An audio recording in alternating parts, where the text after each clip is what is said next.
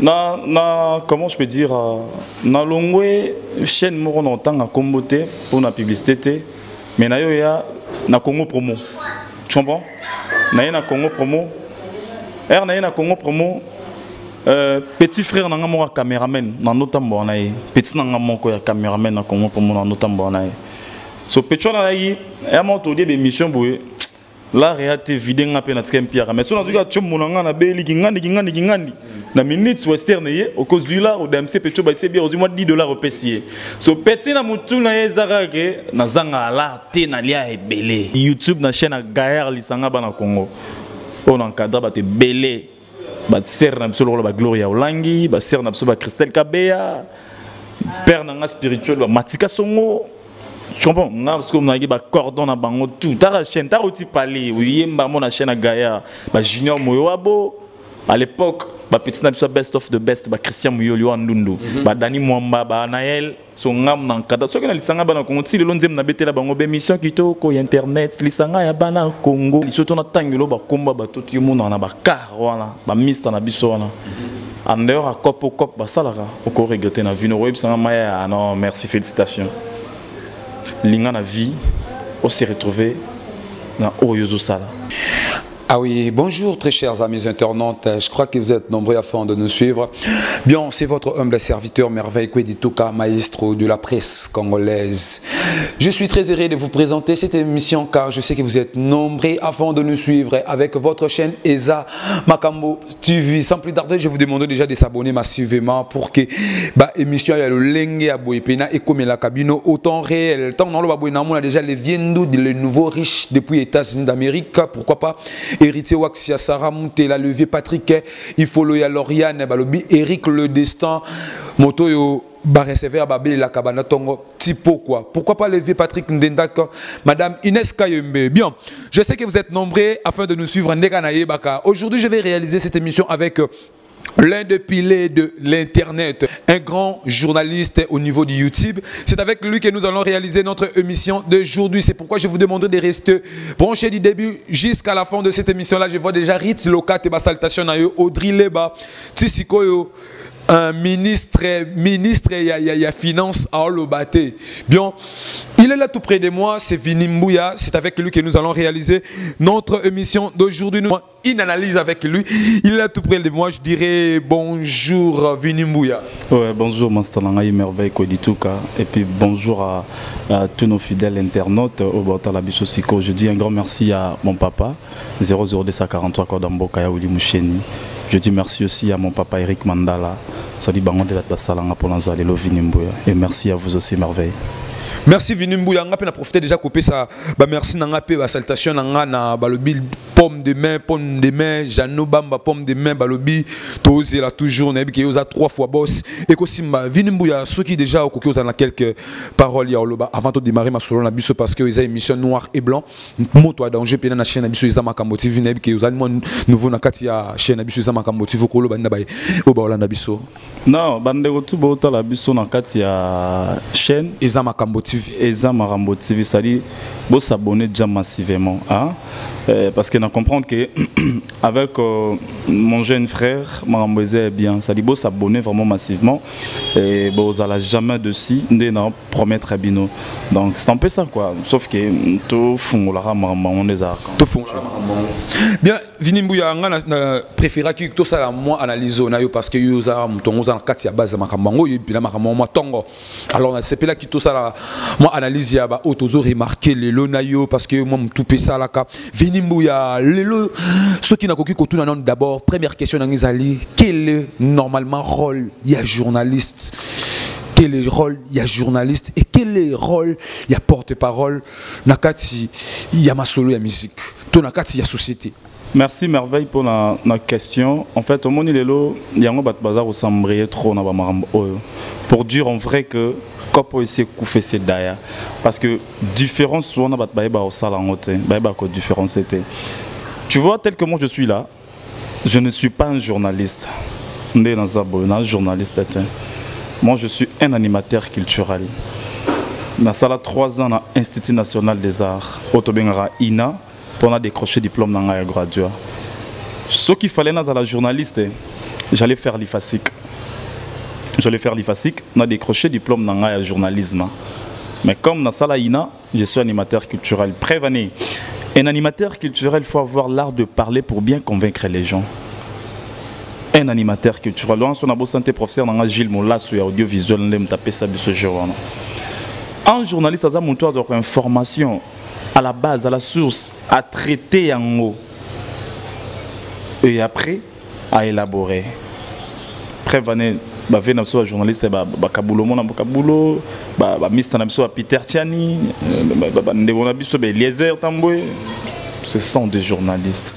Alors un porte-parole à un journaliste, c'est normalement on entend ce pire petit musicien boye tout le monde autant bon venir mboya bolo place ni micro comme pe on a pe na na teva comme pe au finga non porte-parole à ça molobeli ya orchestre. Nakena bonra simple donc bateau ba outina ba école de Sankara moi le Sankara aza icône aza idole ya bateau belé le hôtel même tina l'église ba Sankara ba comment pasteur ba comment ba Sankara au pasteur en a porté parole au raté na gouvernement Koutou ex-président Nabiso Joseph Kabila porté parole au gouvernement la mère Mende tu comprends un peu c'est-à-dire aza on a pour na rolober la kaka marambo tali mouvement na bango ba sango ya mouvement na bango. Tu comprends un peu? Tu es bêta, tu as information président na bango tonini yango na kaka. Mais porte-parole ni animateur, ni journaliste, ni chroniqueur. Donc comme porte-parole les na l'équipe moni net comme exemple, migo on travaille na master na Materazi, Matera. Ça dit na directeur en marketing à Materazi et na chargé à communication à Materazi. Ça dit avant bino tout tourner mission à Materazi, il faut passer par Vinimbuya. Ça dit faut tourner na c'est bon prise qui ngane tourner dans jour bonné dans travail na ex-président Kabose Boulembi né dans travail na ba Ibrator je comprends un peu ça dit da bongo dans un test pour na banda ko loba loba porter parole moi je suis là je fais la marketing et dans quoi Simé rôle étant que chargé de communication donc c'est un peu ça Vinimbuya oloba très bien oloba pena kitoko alors lelo elo nini ezashiko comme li ba chroniqueur le chroniqueur, le journaliste, le quoi yébité. Nakati internet, est-ce que cause na YouTube et link le baka que non faut bongi ça ben wana ya musala na bino o peut-être ceux que zala qui avocat aux zala qui docteur au prêter serment mo que non ngane na boye nako boma mutute le quoi na docteur to nako ça la injustice le quoi na avocat mais bino nakati ya Nata biso nous en général, biso na kati ya presse, normalement na biso ba animateur, to biso ba chroniqueur. Moi ben on est comme Obunga, Vinimbuya et sa vie à nini. D'abord pour ça pour bien faire dans l'éthique na déontologique. Soit l'éthique na déontologique, on se sentir très à l'aise. Bateau bungi sa ben on est bateau avant de na parler. Vika ka ane boga, un vrai chéri. Nous on a bon moment dans un ami qui lit a fongol chaîne moi YouTube a été pour notre petite sœur n'a bien son mobile na poto bien on a l'excès na télévision CMBC micro baloba bandi oloba ba mo bande otala zone Vinimbuya nda sala kopo maram na tenga pe fona mo sala ngo tant simi micro bu nga fanda yana ba master belé à l'époque nga bando bondela nga na yamba bango balaka ba comédien kutu. Mais à un moment, mon fan a publié une mission Mobani, pas si micro, ah ça cop, oui journaliste. Je me sens que parce que tu es banaté nani azanani, nani donc au luko sa ni na vina yo donc ça dit oh yo moko luko sa la oui bati, ozaka wana pour nos finga, ozaka wana pour nos babiloba loba, ozaka wana ma trop. Le lieu est phénomène base zaranine. Et base arani. Otala ma trop batala opena batala ba yebi malaman une fois de plus. Tala ngana uta na parler na vidéo chic nanga na yo ça na télévision à Kinshasa. Na no ça na télé 7 à l'époque. Comprendre? On ça na télé 7 venanga mos mbayo. Ayebi pasteur na biso mos mbayo venanga Amos Bainiang azala assistant nanga na deuxième graduat. Ba vena biso ba joka ka bengele ba yebi kopango. Na uti parler na ça na télévision. Na moni que télévision na ça nzonzing mo film Marie Misamu. Ngam na joie journaliste yamba Marie Misamu Vinimbuya. À l'époque na buta parler na bandit YouTube na chaîne Gaillard lisanga bana Congo. On encadre ba te belé ba ser na biso ba Gloria Olangi, ba ser na biso ba Christelle Kabeya. père nanga spirituel matika songo. Tu comprends? Parce que on a des cordons à bango tout. T'as la chaîne, t'as aussi parlé. Oui, mon chaîne à Gaïa, Junior Moyoabo. À l'époque, petit n'a pas best of the best, Christian Moyolio Andundu, Dani Mwamba, Naël, son ngam nan kada. Ce que na lisanga bana Congo, si le lonzem na bete la bango émission qui to ko internet, lisanga ya bana Congo, ngam na produire yango. Pourquoi? Na yeba ni no lukana sala. Nazaki déterminé puis na un objectif na quitter pour na lo baba bêtise. Nga sotali émission na tout. Comment les sanga bana Congo si l'autre soit place na finga mutu bora mère nao bora père nao bimbako qu'on a te père na popola petit nangai petite sœur nangai Karine Mokonzi na popola comme qui pour nous manquer lifa so c'est on a fallu no bombanga la flatiment na ninga ma campagne pire vie nangai soulé kauka pire master ya ve nangai chika na ve nangai so tara yo finga di cap so vini a rana di cap so temps yo démarrer non ça non démarrer yo on comprend. Malgré Dika parlera contacté, Dika parlera contenté na yango. Parce que bien vini mais pourquoi yo démarrer non prise. Fallait qu'on a démarré, on comprend? Fallait qu'on a démarré pour essayer bongo. Mais so ba nota émission nga ko banda lisanga bana Congo. Si les londe na zaboye. Na finga mutute na internet. Finga mutute, mais na ça la cop bien na talamara. Comprendre? Na vivra bien. Dans un normal pas vraiment bien, mais na ça quand même bien. Vous comprenez? C'est un peu ça. Bien, très chers amis internautes, nous continuons notre émission avec votre humble serviteur Merveille Kwedituka, maestro de la presse congolaise. Nebike boza ebele boza ko sepela lo lenge nini vinimbuya azako loba azako finga mutute azako sala azako loba lo lenge o esengeli. Là, je vous demanderai de s'abonner vraiment massivement à notre chaîne Eza Makambo TV pour que vous profitez qu'on soit kaba émission ya boye ba analyse ya boye. Nous continuons notre émission avec Vinimbuya. Alors, le loyo Nakati internet ont toujours et le quoi régner il sera koina na yonangai biso balé ba tout ça to benga na ta ba collègue kanga na pe to yo kanate kanga na pe ko bebana kanga na pe boyo ala kinganyo boye abebana na nanyo kinganyo boye na TV nanyo Vinimbuya au juste ezali nini ngapelo kwana na lukaka na yeba yango mais ezali ka bien lokola yo zawa o meka un peu ko éclaircir biso na balana na biso ya Eza Makambo TV, Vinimbuya, Eza Nino Juste. Eza rare quoi en vie. C'est là nanou. Est-ce que tu as comme musala tout tu as comme ba contre rendre. Eza rare quoi en vie. Eza rare quoi en vie. Rien de grave. Eza vraiment comme. N'a pas ce exemple moi. Comment je peux dire na longwe chaîne moro longtemps à comboter pour la publicité mais na yo ya na Congo promo. Tu comprends? Na Congo promo. Na Congo promo petit frère nanga mo cameraman na notambo na ye petit nanga moko ya cameraman na Congo promo na notambo na ye so petit na yi e mo to de émission boye la réalité vidéo nga pe na tika mpia mais so na tuka tchomo nanga na beli kingandi na minutes western ye au cause du là au DMC petit ba c'est bien au moins $10 au pesier so petit na mutu na ye zaka ke na zanga la te na lia ebele. On comprend, mais or ils en heure, on est en heure il y a Congo promo. Mais non ça l'on peut nous motiver. Tant que là dans nos zones Congo promo, la chrétien nous sim matin na maramnanga. Mais si je le fais, on a aucun détail. Non, parce exemple quand la question posée donc pourquoi petit na mutu na otaka que tipo da ma fort. Te ngape fono mo da mena. Tipo boy na boy nketo. Et botinketo na pesa petcho na relation na ngamo de façon ka songaye cameraman on travaille na ngatinde yo zana master na biso botel ga tia Isaac Zola et puis fa pe basket face à bobité munanga na facilité so benye na par nanga awedo mais avant ya tolé mutu na fois yebisa na yo ke non na benga mutu wana boina boy mais petcho na so benga mutu na ngana 5 ngana yeba atolé so mutu na ngapa benga ngamba mo mais star na yo neni petcho no chage pembe bali na nga meta petcho na boy ke baza faux petit un jour en tumba yo na ba relation na yo boraye na comprendre que petcho yo c'est petcho luka ko molwanga c'est petcho bula bala nga na zora yé pas comme zongo c'est petcho bula so indeni or ya ngote or tango sakop moninga na via mutu nga so na via batu na bena ina vie batu mais l'autre so yé kutinga ndem so mais na koma pe na bakar.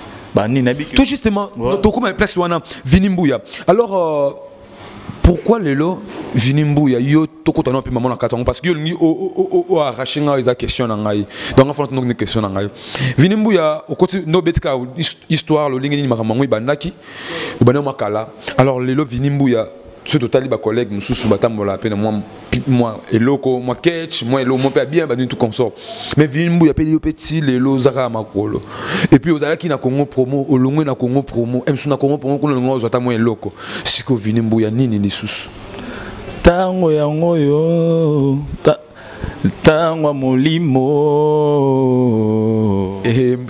tango mafuta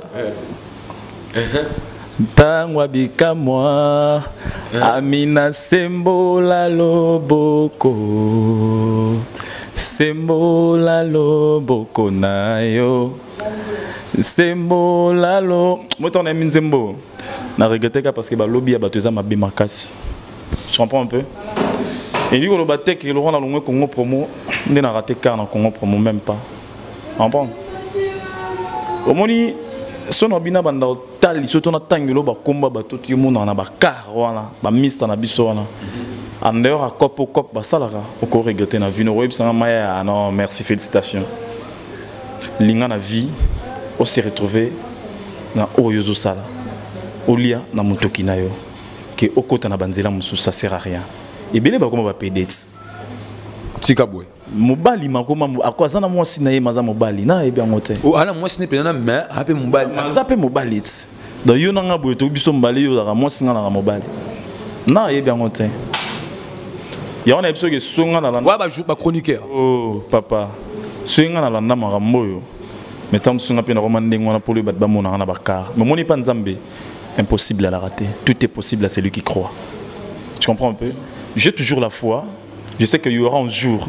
Car il y a bien matériel. Il y a bien. Sotali on zamba c'est l'angarou di ami nene ou les car wana. Tout le bilan monté. Bosco l'on enfant d'ana de le bilan. Qu'on arrête. Non, comment pour mon coach non comment pour mon maman. T'es pour comment pour la chaîne non les bossoter dans salle. Écoute la chaîne moi hier écoute basi. Manasena la chaîne ba gaillard le ba IC News 243 français mi à Tembo. La scène de Congo Dialogue, on comprend? Na aidé bateau. T'as un ça na chaîne par exemple, ils ont Marambo TV boy mais chaîne côté sous se contacter, on a fait ça vraiment émission. On a fait contacter, on a fait ça vraiment émission. Tous les chroniqueurs internet bah $100 na bien monté. 10 émissions 100. Na siko manager na ngara li banda, ta na ba manager li banda ba boya ma $100. A boya singa bi boya. So pe na boy bon wa yemo mo tinda $100 for 5. Vinimbu ya balobi enne marambu babisoki ya boyi batindi $100 fois 5 alors sur la sola na out na biso bien que yo ebisingo bia ya na luga mutu mo boye luga la fille mon epsio ba fio ngana na bango so na tindeli yo bango bo travailler o kokate obisingo loba montant ou bien entre yo bien masa na gradi gam tenga yezanga ayo ha loba montant na biso ya déjà tira montant $350 yo ebisanga nini o ganga so ah mon cher Nicolo. C'est bon, ngamo. C'est bon, chaîne de Bananga. Si tu as un iPhone ça chez eux, c'est qu'il faut pas un manager. Nous sommes au numéro 0033, on a plus le numéro plus 41. On a dit ma maman adoptanga. On a la mère adoptanga biologique, maintenant la maman adoptanga en Suisse. Autoza quand la toute est en sortie officielle de la fondation Bijunge Fadon bientôt là. Tu comprends un peu? Nous sommes là, si on a béni la mère, vous savez $100 rien, c'est comme on a fois 5. Et mon vient dans la fondation de Switzerland. Moya au moni conseiller nanga morota nanga siko malgré penza netskar mais conseiller nanga il s'appelle la lettre J. Tu comprends un peu? Donc moi je suis à lobika pas j'ai que non ça il faut quand même ne valeur à cop nanga peine valeur nanga. Vraiment.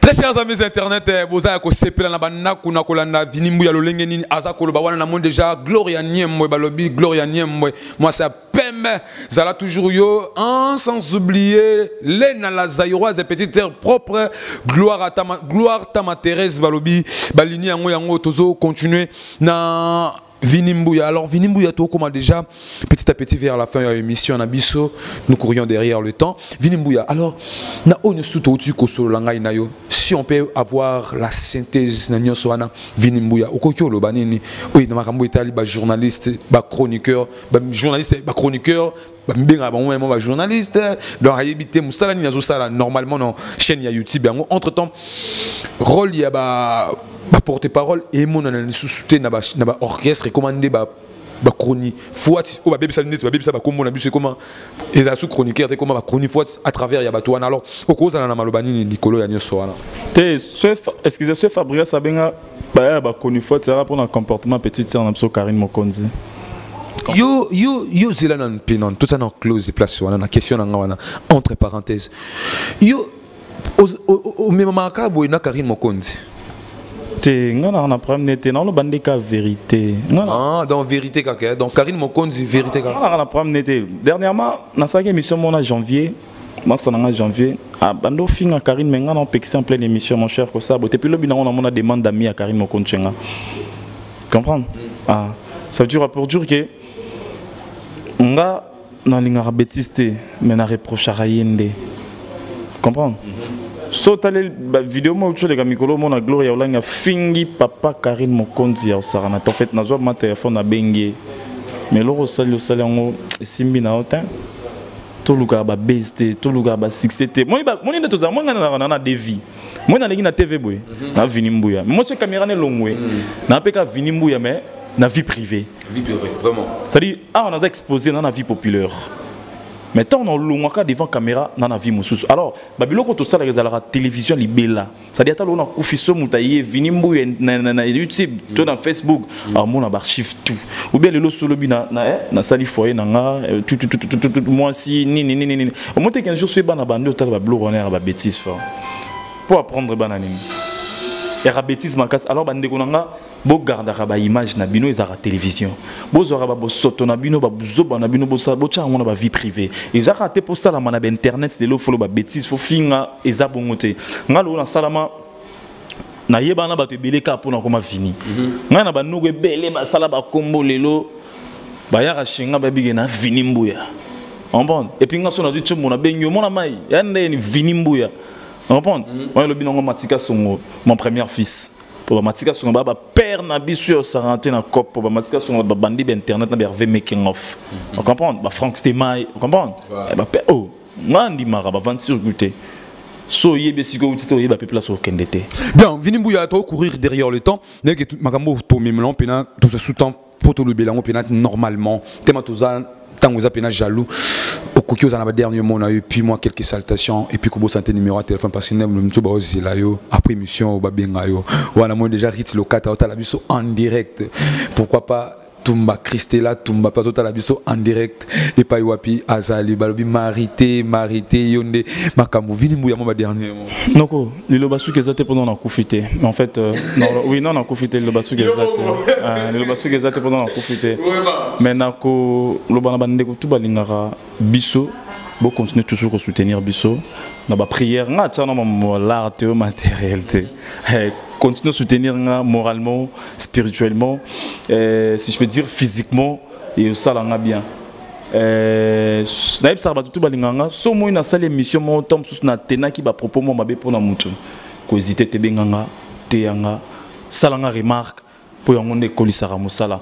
Et je dis encore merci na Esiko ya, Esika ba mbibiso na Flat Hotel chez les Daniel. Et pas il y a grand gérant Rigen Akaliko. Oui, Rigen Akaliko, merci vraiment. Merci et puis merci na Mukolo Nango, Mami Menga et je dis merci à ma tante précisément en France et puis elle s'appelle Mami Mbouya, on a famille Mbouya. Je dis merci à Mami Mbouya, je dis merci à les grands gérants Victor Konga, ça y est les grands gérants qui beaucoup le prêtre des prêtres, on ça là 17 ans dans Angola dans Londres dans beaucoup le musicien tout à Angola. Grand gérant Victor Konga Mbena Gibokolo. Je dis encore merci à on a sponsor na ngasiko limbisanga on a basala nga sona bosani matro ya Willy Moucheni Nzambe 00243 code mondial. Bon séjour toujours dans les États-Unis d'Amérique. Joyeux anniversaire ya Willy Moucheni. Je dis merci à papa Eric Mandala, Mobali à maman Maria Piron. Je dis merci à ma petit frère Nanga Abed Mandala, Chico Mandala, Armen Mandala. Je dis merci à mon vieux Kakato Mandala. Siko bolimbi sanga pardon botalanga na opesa merci na maman mon kotalanga siko maman sociale maman muté maman lam maman boboto maman bijungefa ça dit fondation bijungefa sortie officielle Zakala tous les 10 tozalawana oui aux invités je dis merci à ma conseillère privée la lettre J malgré mais la lettre J merci je dis merci à mon vieux Fiotingoma na ozanelo mo funa loba limbi sanga pardon na bi télévision ga motan oui na ozani lo mon fona loba ya fioti mon veut garder toujours bande garder bande par rapport ya ba bêtises au zoba bo limbi sanga pour na attendre sur le langage pour na zoba et nga out ko loba na ba TV pour na sentiment veut garder bande yo sam taba jar wana te mais stalanga igor 2 minutes garder position zala toujours yo sama na yo bolanda yengate aluga so ba be Vinimbuya numéro de téléphone comme na suka déjà faut na pesa numéro de téléphone au PSAT ah mutu to linga contacter nga zonga na sima merveille ko du tout cas vraiment mais sur mon Facebook en aimant toujours Vinimbuya. Donc voilà, je suis là. Bien, très chers amis internautes, nous sommes déjà à la fin de notre émission Noir et Blanc qui était présentée par moi, votre humble serviteur Merveille Kwedituka, maestro de la presse congolaise. Dans mon plateau, j'étais avec Vinimbuya. C'est avec lui que nous venons de réaliser cette émission. Un grand merci à celui qui est derrière la caméra. Là, je vois déjà Isaac Zola, le caméraman le plus célèbre, le caméraman qui a filmé le film de Jésus-Christ. Donc, caméraman Oya filmé sous Christo. Isaac Zola. Je ne peux pas mettre fin à cette émission sans avoir remercié le vieux Eric Le Destin. Balobi, mais c'est Radam Moko, le vieux Eric Le Destin. Pourquoi pas Jano Bamba, pomme de main, Jano Bamba, pomme de main, Balobi, 3 fois boss. 3 fois boss. C'est héritier Waxia Sarah Moutela. Annette Kinsala, l'ocapi de son mari, @Mbunga depuis États-Unis d'Amérique. Pourquoi pas Lourd la suprême Mama Solution. Lourd la suprême Mama Solution. Naleli. Et Nganabino Tomona Nilisusu Malaya Simasoki, Yeswa Zongite. Boss abonnez massivement à notre chaîne Abisso. Eza Makambo TV. Là, je vois déjà mon boss André Ngambo. Pourquoi pas madame Chouchou Ngambo. Nganabino Tomona Nilisusu Malaya Sima. Big up!